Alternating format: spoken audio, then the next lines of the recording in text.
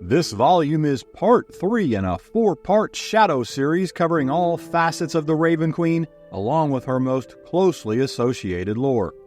You can find parts 1 and 2 covering the Shadowfell and the Raven Queen's own dread champions called the Sorrowsworn in the show notes below.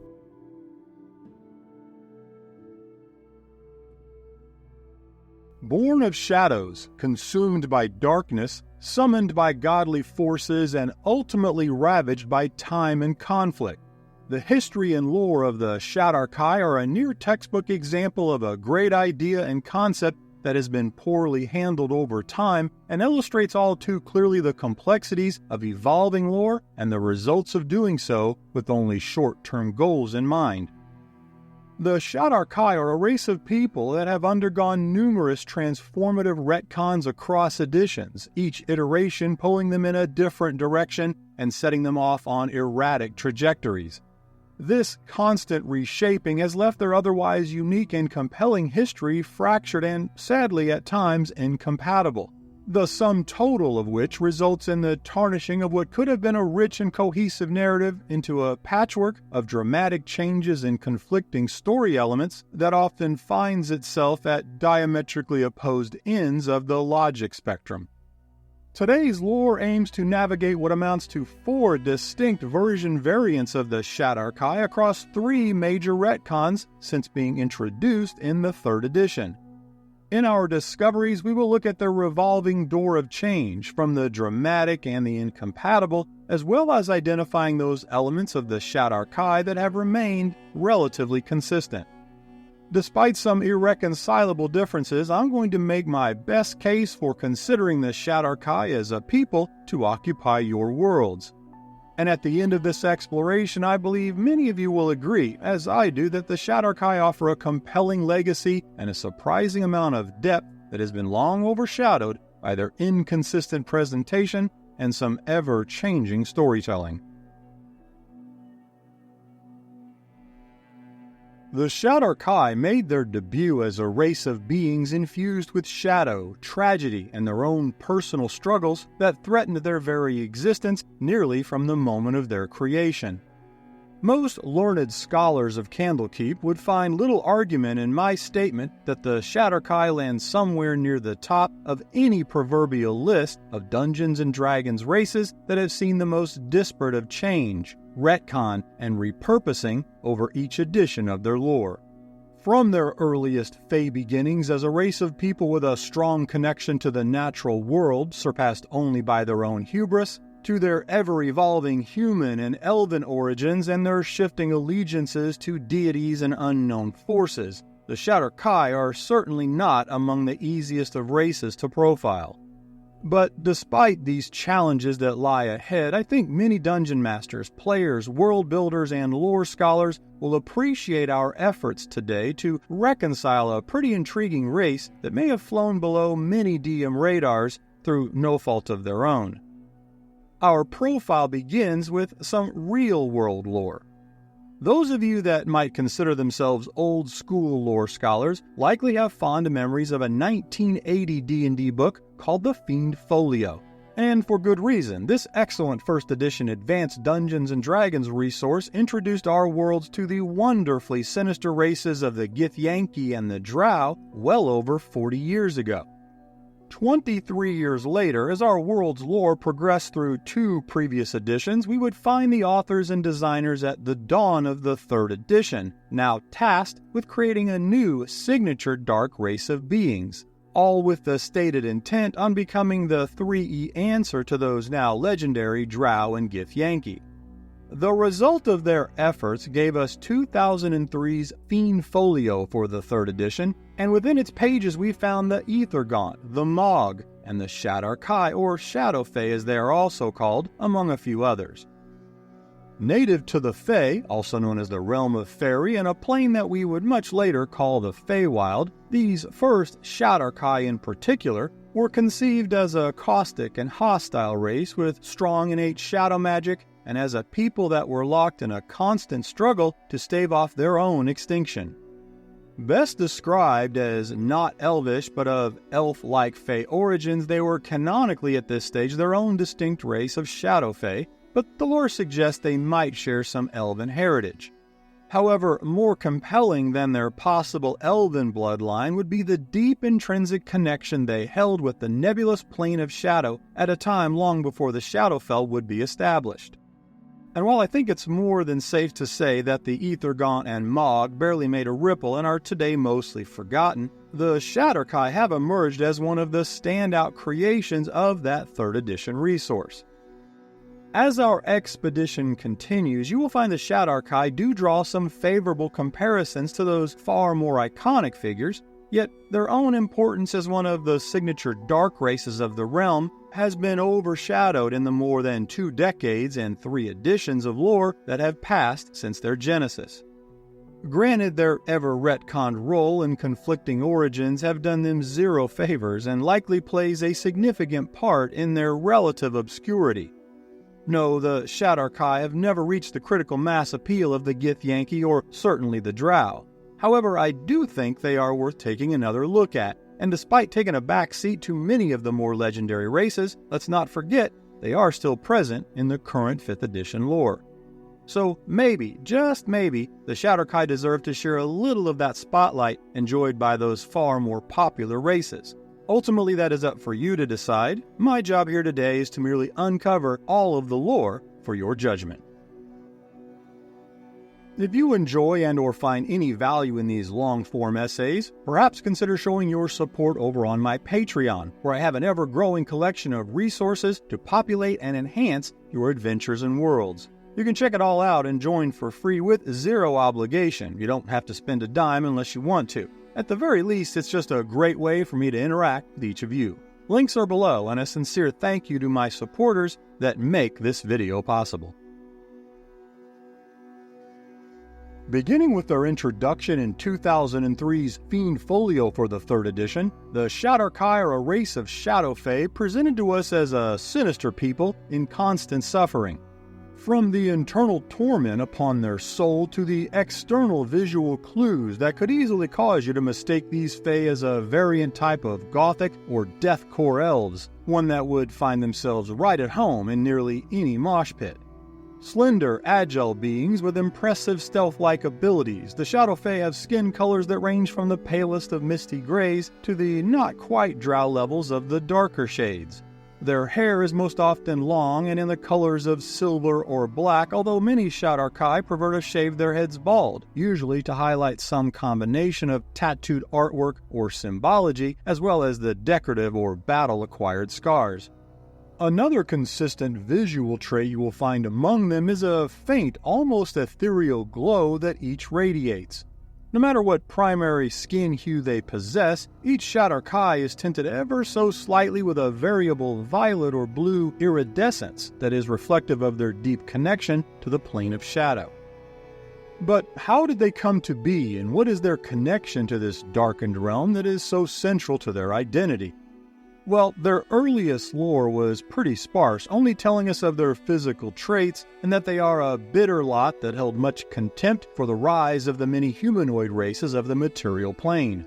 It would not be until over 2 years later, as we progressed through the 3rd edition and into the era of the 3.5 update, that we would uncover additional lore to fill in some of those gaps, primarily found in an article titled The Ecology of the Shadar-kai, penned in Dragon Magazine number 337 from 2005. Here, the lore tells us that the Shadar-kai were always innately tied to the plane of shadow, but that this alone was not the genesis for their sullen, gloomy, and outright hostile disposition. Quite to the contrary, we're actually told that they were once a peaceful race living in harmony with the natural world. It would be this expanded lore that would finally provide some context for their animus towards the other humanoid races as well as their sinister actions that were to come. And this is also where our origin story takes a darker turn, starting with a prophecy. It is said that their most accomplished seers would peer into the future, given a vision of what was to come. We should now brace ourselves because, as I'm sure many of you already know, more often than not, when a prophecy is involved, it generally never leads to any place good. And true to form, this shadow prophecy foretold of doom, a vision of the mortal races of the material plane tearing the world apart through their own selfish greed and exploitation of their environment, all ultimately leading to the world's destruction. And according to this most biased Shadar-kai lore, over time they did indeed witness their prophetic vision becoming reality, taking notice of the rapacious despoiling of the world, overrun with the prophesized greed, corruption, and a careless disregard of the world's ecology. Horrified by their future of a ruined world, how would the Shadow Fae try to mitigate this prophesized doom? Well, they might have lobbied for some forest preservation, or attempt to teach the art of recycling, perhaps even contacting a local druidic order. I'm pretty sure the Emerald Enclave might have taken up the cause. But no, for the Shadar-kai, the rise of the humanoid races was a blight that represented the destruction of a natural world they had once sought to protect, and it was this animosity that drove them to seek an extreme solution. We are then told that in their desire to save the natural world, not hubris, animosity, or any ambition, of course not, but that they tapped into the plane of shadow to secure a pact with a greater power or entity within.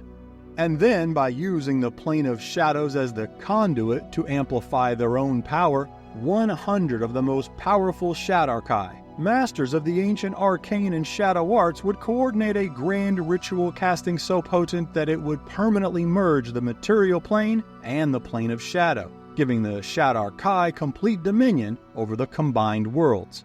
And of course saving the planet along the way, I assume. Side note, have you ever noticed that nearly every time in the history and lore of these worlds that a grand ritual casting is attempted, it almost universally ends in some level of disaster? While this expanded lore does little to justify these most radical of Shadar-kai actions, I do appreciate the added context.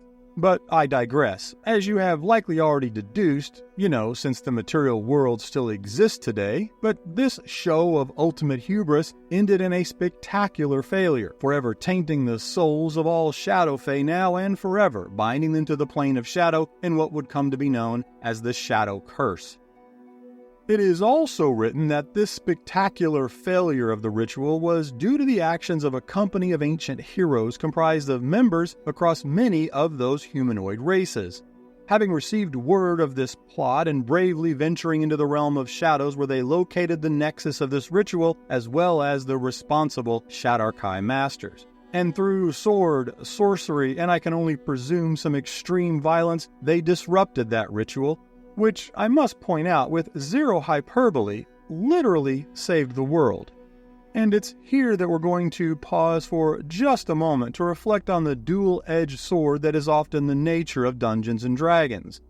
The lore on these ancient world-saving heroes is not only sparse, it is for all intents and purposes non-existent. I mean, we are simply told, and I'm quoting now, "At the apex of the Shadow Mage's ritual, the opposing heroes made a great and forgotten sacrifice, interrupting the rite to bind the two realms. The resulting magical backlash was titanic, scattering and killing countless Shadar-kai and scouring both planes of any evidence of the sinister Shadar-kai mages and the mortal realms champions." End quote. That's it. And with apologies to the article's author, Jesse Decker, an established name with both WotC and Paizo, even today, nearly 20 years later, who I'm sure is a fine author. But seriously, that is some grade school levels of lazy. Those two quoted and embarrassingly generic sentences are meant to do nothing more than hand-wave what should be a far more complete narrative. So, on the one hand, sure, that leaves the door open, wide open in fact, for world builders and lore scholars like myself and perhaps you to dive in and fill the void with our own stories, characters, and lore, and I love that. But on the other hand, for an event this monumental, saving the world, we really should have more than two lazy sentences in a magazine article never to be followed up on or expanded. For a number of reasons, not the least of which is my own incessant curiosity fusing with my lack of discipline, this complete absence of lore really bothered me during my research for this volume. So much so, in fact, that instead of making a future note, like I probably should have, I took 2 entire days away from this project so that I could craft a full homebrew backstory for these unknown ancient heroes. And it was only after I nearly finished that I realized others may not care about 2 meaningless lines of lore only tangentially connected to the larger histories of the Shadar-kai, leaving me wondering if this is even something you would like to see as a story lore video and/or a PDF adventure pack with stat blocks over on my Patreon. So perhaps do me a solid and give me your thoughts down in the comments, because I'm actually on the fence regarding its potential appeal. Regardless, the tragedy of this origin story lies in the affliction of a forever curse of shadow that now binds the soul of every Shadow Fae, a curse that forever torments their mind and soul, creating a constant state of struggle with the incessant draw from a plane of shadow that seeks only to absorb their souls into a void of nothingness. A curse that would be what defines their nature and role in the 3rd edition cosmology, and to a lesser degree, even beyond. With their plans of world domination now foiled and the shadow curse now forever bound to and pulling on their soul, the 3E Shadar-kai are a people wrapped in the umbra of darkness, and at least now have a reason to be so angry and vicious. As my personal favorite of the Shadar-kai variant retcons, their very existence in the 3rd edition of our lore is one of the best examples illustrating the unseen consequence of mixing hubris, ambition, and the meddling of dark forces beyond one's control. The overall appearance of the Shadar-kai is one that would, for the most part, be retained throughout versions, marked by an abundance of tattoos, piercings, decorative scars, and maybe even some Hot Topic-inspired gear. While sure, this can be viewed externally as a form of personal expression, giving rise to terms such as heavy metal elves or gothic fae, more importantly, it serves as a necessary reminder of the Shadow's hold and the 3E Shadar-kai's unending battle to stave off its curse. One of the signature characteristics of the 3rd edition Shadar-kai, partially lost in later translations, is their intense and intimate association with pain. These early Shadar-kai really embody the traits of torment, agony, and masochism as disciples who worship at the altar of pain and suffering. With poisoned souls and a shadowy aura that continually radiates despair, the Shadar-kai are filled with the grim fate of the shadow curse and its hold on their souls. To the Shadar-kai, the body is a canvas and a visual statement of that pain, each modification marking another desperate attempt to keep their mind and soul anchored. This endless struggle to keep their soul is best illustrated in an artifact known as the Gal Ralan, a cold-forged iron armband the Shadar-kai wear any time they leave the boundaries of the Plane of Shadow. Perhaps taken from the tomes of the Spanish Inquisition and their own devices of torment, the inside of the Gal Ralan is lined with sharp needles. When the armband is worn, they continually pierce the flesh of its owner, providing a constant stream of pain signals between body, mind, and according to the Shadar-kai lore, their soul.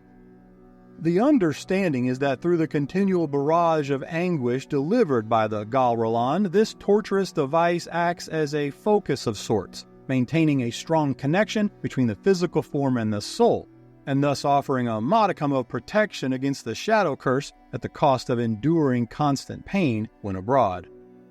For all these reasons, the Shadar-kai have long lived in and adapted to a state of perpetual pain, a necessary suffering that has maintained their existence and over time has actually become a formidable weapon, sharpening their instincts and driving their actions with a cold, predatory edge.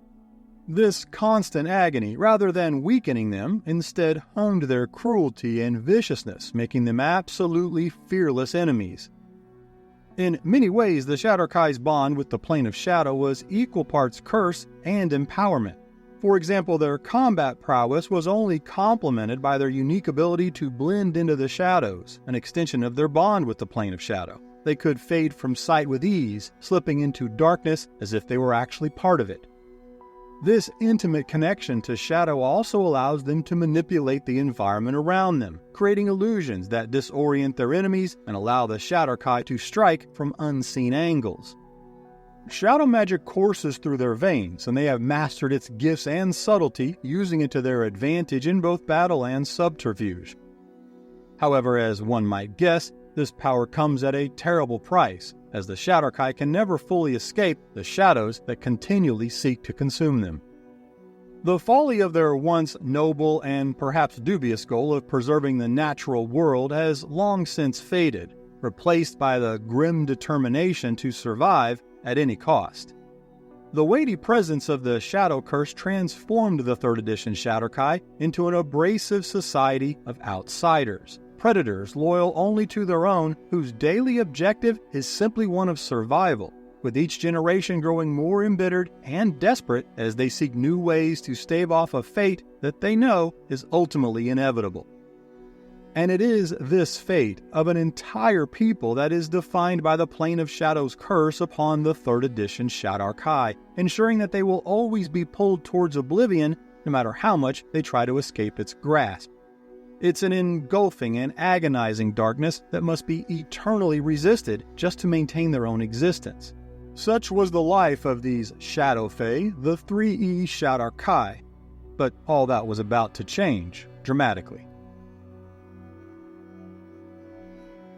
Introduced in the first 4E Monster Manual in 2008, amid the new Points of Light setting of the Nintir Vale, the 4th edition retcons to the Shadar-kai begin with their origins.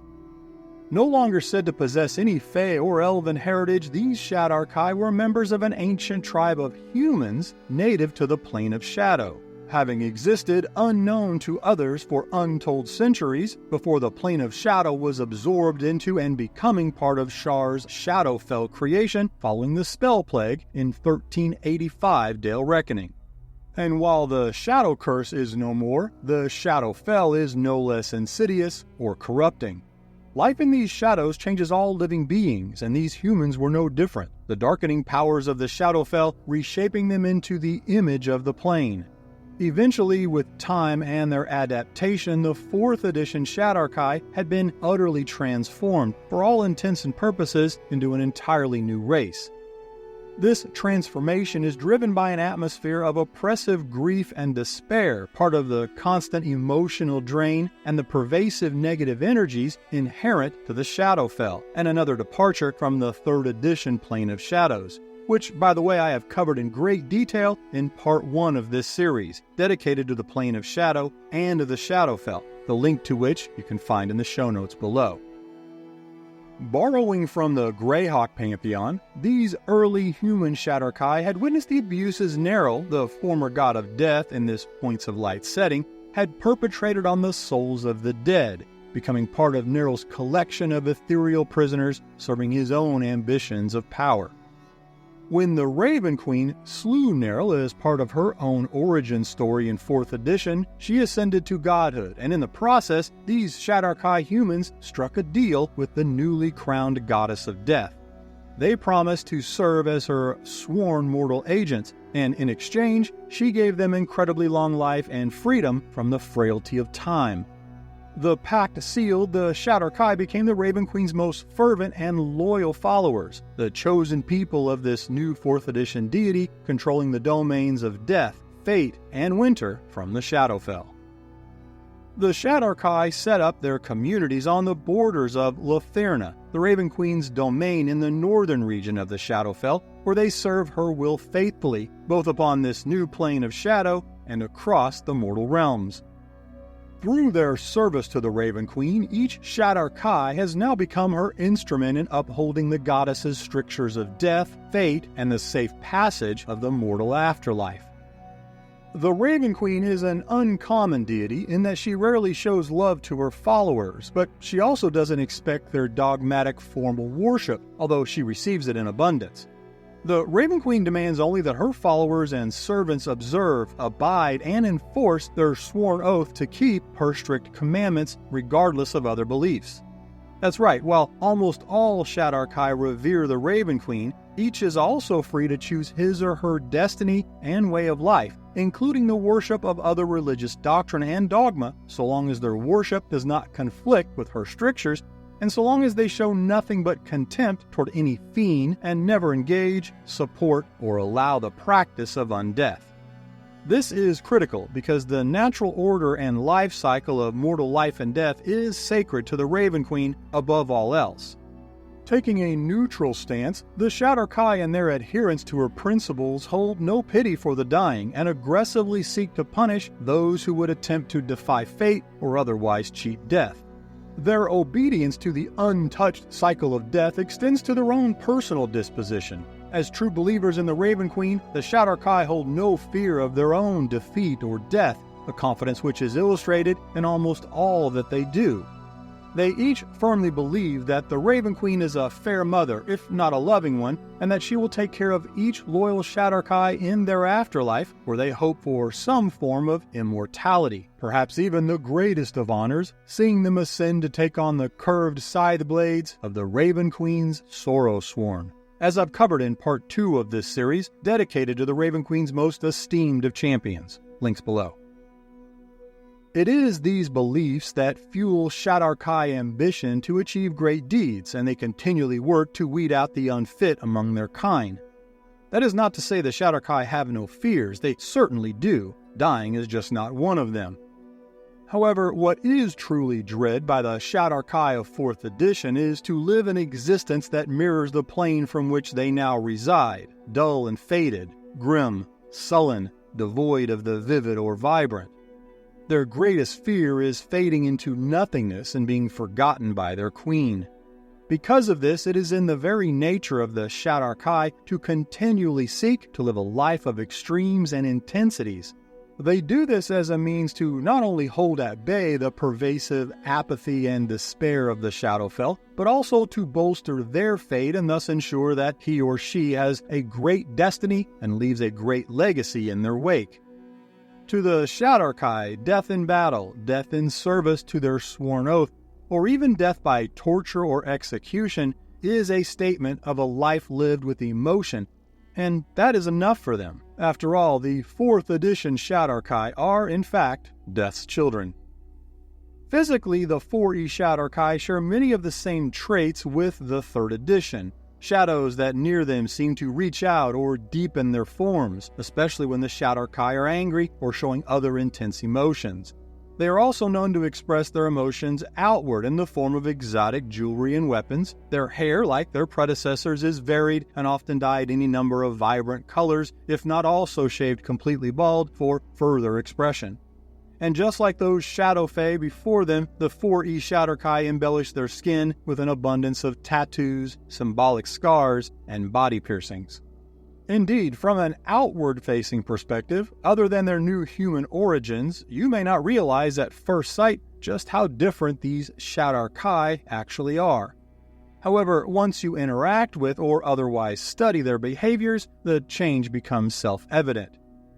In a significant departure from the previous iterations, the outward appearance of the Raven Queen's Shadar-kai are no longer a symbol of pain being weaponized to hold fast their soul against the overwhelming curse that defined the Shadow Fae.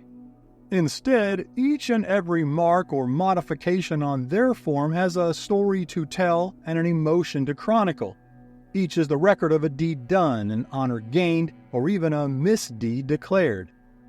To the Shadar-kai, these markings serve as an account of their life, critically important because personal merit is all a Shadar-kai really has to offer their queen as an afterlife approaches. The lore suggests that these Raven Queen Shadar-kai may even live longer than the eldest of Fae Eladrin, but few do as a consequence of an extreme lifestyle that, more often than not, has them departing to their own afterlife long before a walker is needed or any Shadowfell social security benefits might actually kick in. It is even said that some Shadar-kai simply fade away, disappearing into the shadows, perhaps leaving behind a remnant wraith or other ethereal spirit as their soul passes into the Raven Queen's care for final judgment inside of Fate's palace. In another stark contrast to the 3rd edition, where the Shadow Fae wanted nothing more than to forever escape the clutches of the Plane of Shadow, yet were bound by its curse, one that incessantly pulled at their souls anytime they left its borders, with the retcon, our Shadar-kai of the Raven Queen are free to leave the Shadowfell anytime. Whether to enact the orders of the Raven Queen or even to seek their own fortune and place in the material world, their souls are no longer held hostage by the Shadowfell. And in a twist of the ironic that no Shadow Fae would find one bit humorous, the longer the Raven Queen's Shadar-kai are away, the more they desire to return, actually longing for the familiar comfort of the enveloping blankets of bleak dimness they call home. One trait you will rarely find in these Shadar-kai is any form of humbleness or modesty in terms of their abilities and accomplishments. In keeping with their innate desire to amplify all emotional energies, the Shadar-kai are fond of a type of boasting and bravado they call crowing, a most common sight across many Shadar-kai societies and gathering places. This crowing is best illustrated in battle, where the Shadar-kai are unable to resist the taunting of their foes and the proclamations of their impending victories or the gruesome pain that is to find their enemies. This unique type of boasting is even present at the other end of the emotional spectrum, seen during birthdays, days of reverence, or other celebrations. They call these crowing moots, where the boasting takes on the more artistic of forms, such as in song, works of art, or even poetic rituals. To close the loop on their unique personality and demeanor, this crowing often surpasses that of verbal jousting, often progressing into physical competitions, shows of skill, tests of strength, and even outright duels. As with all deeds among the 4E Shadar-kai, the winner as the greatest crower then gains a token for the honor, usually in the form of a physical representation of the achievement, such as a piece of jewelry or a new tattoo to commemorate and record his or her victory. Before we close the book on the 4th edition version variant of the Shadar-kai, I'm compelled to briefly mention yet another, and this time final retcon of the 4E Shadar-kai. I will also preface that I'm only mentioning this for the completeness of our coverage because, in my opinion, and one you may certainly disagree with, none of the following needs to apply. It is, in my opinion, simply not critical, and maybe even unneeded lore. However, this does really highlight once again just how wildly inconsistent the Shadar-kai lore has become. About midway through the life cycle of 4th edition, the writing was clearly on the wall, the points of light setting had not gained any traction, and many 4E tables still chose to call the Forgotten Realms their home. By this time, it was all but assured that D&D's 5th edition would both abandon the points of light setting while also declaring the Forgotten Realms as the official 5E campaign setting. However, the 5th edition was still almost 4 years from its own launch. So, as a stopgap, new lore was created for the 4th edition, mostly found in an article titled Shadar-kai in the Forgotten Realms, written by Robert Schwab in Dragon Magazine number 391 and published in late 2010. This lore's sole intent seems to be only to help explain the 4th edition's Shadar-kai existence in the Forgotten Realms setting. As it's told, following the events of the Spell Plague, this 3rd variant version of the Shadar-kai would emerge onto the Forgotten Realms from the remnants of the storied Netherese people. Once ordinary humans, these individuals were transformed from a fusion of negative energies as part of their prolonged exposure to the Shadowfell, coupled with the chaos unleashed by the events of the Spell Plague. This manifestation would occur only gradually, first seen in the Shadowborn children and eventually spreading to adults. The effects would alter both body and mind, creating a Shadar-kai people bearing the influence of the dark goddess Shar and believed to be a gift and a blessing from the Lady of Loss. According to this new lore, these Shadar-kai share a common ancestry with the Netherese, but are wholly distinct, both culturally and physically. The Netherese themselves, once a mighty magical empire, were nearly eradicated following their own hubristic pursuit of godlike power. Karsus, another grand ritual, another disaster, par for the course. Those who survived were exiled to the Shadowfell. As the spell plague would then unfold over a 10-year span, latent energies would be awakened within these exiles, and it was from those unnatural powers that they were reshaped, emerging onto the Forgotten Realms as the Netherese Shadar-kai. At the end of the day, with the 5th edition walking back much of the 4E lore and doing yet another Shadar-kai retcon, you may, as I did, find this lore is mostly unneeded. But nonetheless, it is another interesting fragment of lore from which you may world build, so I wanted to make you aware of its existence.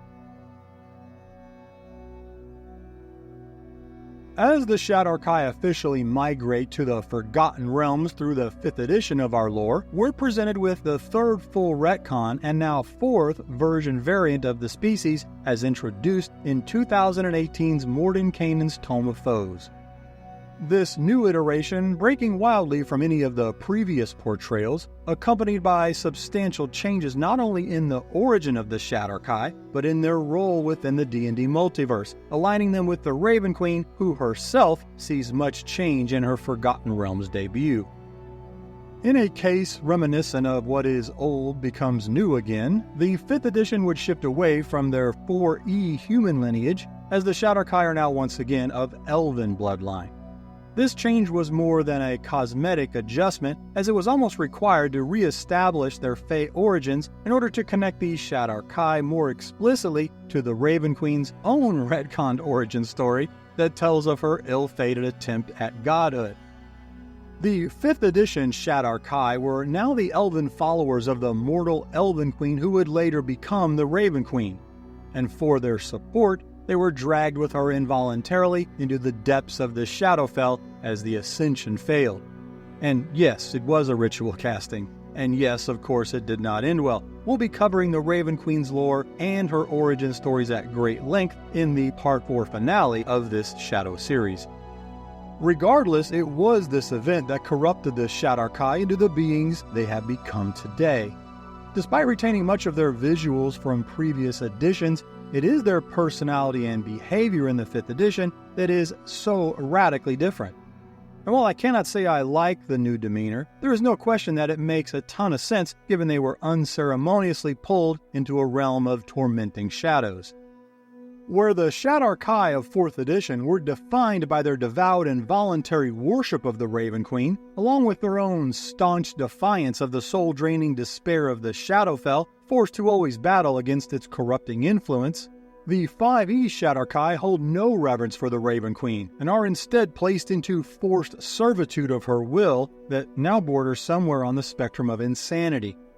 And what of their ability to withstand the effects of the Shadowfell? Well, there is no longer any resistance to its influence. They have, in effect, already been defeated by it, succumbing to, and in fact now fully embracing its grim, life-draining miasma. And further, not only do they no longer resist the gloom, they actually embody it. Their once passionate struggle has been replaced with a cold, passive acceptance of their cursed fate, serving the Raven Queen with a vacant, emotionless demeanor. The Shadar-kai behavior in 5th edition is such a jarring contrast to earlier portrayals, it's one I find far less compelling, although I have to admit it aligns almost perfectly with the 5e lore.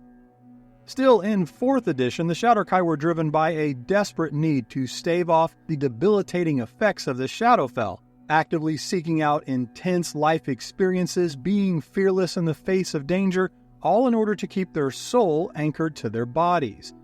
The same can also be said of the 3rd edition Shadar-kai, who leveraged pain as that same anchoring point.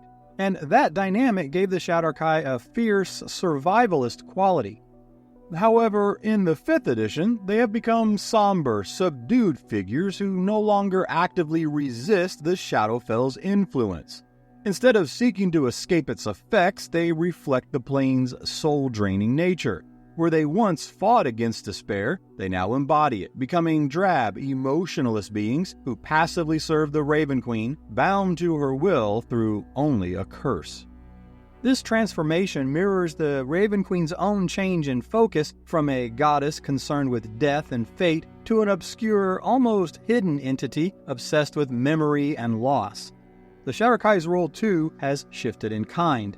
no longer driven by pain or those extreme experiences, or even personal ambition, the Shadar-kai of 5e are mostly depicted as hollow servants, controlled by dark powers instead of faith and reverence. They are now bound to forever collect memories and souls for their queen, far more as involuntary slaves than as the fervent worshippers they were previously.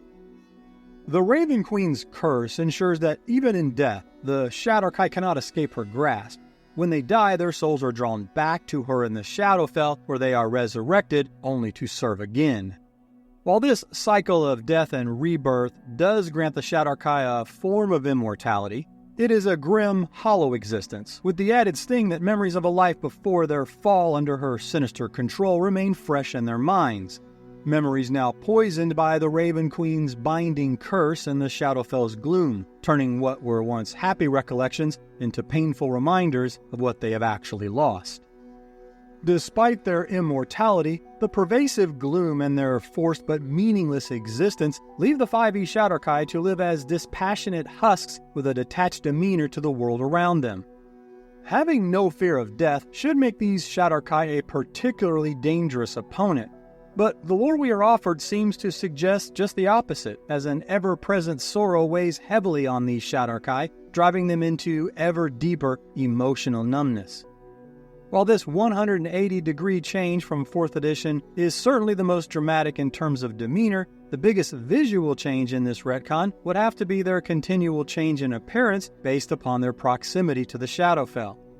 While within the plane's boundaries, the Shadar-kai take on the form of gaunt, withered beings, their bodies showing the full effects of the intrinsic entropy the plane's negative energies precipitate. Their faces sag, their joints swell, and they often wear masks of wood or metal to hide their aged, haggard, almost undead visages. However, when they leave the confines of the Shadowfell to carry out the Raven Queen's orders, they do regain their youthful elven appearance. But it is a fleeting respite, never to last, as even outside the Shadowfell, the Raven Queen's influence, her curse over them, is inescapable. They are always forced to return eventually, their immortality but a bitter reminder of their eternal servitude. The changes between the 3rd, 4th, and 5th edition Shadar-kai really cannot be understated. No longer are they a desperate race compelled to inflict pain as a matter of survival as they were in the 3rd edition, nor are they the ambitious seekers of the most intense life experiences of the 4th, both of which were driven by the strong undercurrent of a plane of shadow or Shadowfell that held a dominant influence over each. Instead, with the 5th edition lore, we have a group of sullen and depressed people that serve an obsessed and possibly insane Raven Queen, all because they have no choice, bound to her now by only the curse she laid upon them as she herself fell into her diminished 5th edition role. They now exist as near-vacant husks, tasked with gathering memory fragments and souls or following the Raven Queen's ravens to tragic events or individuals whose memories the Queen desires.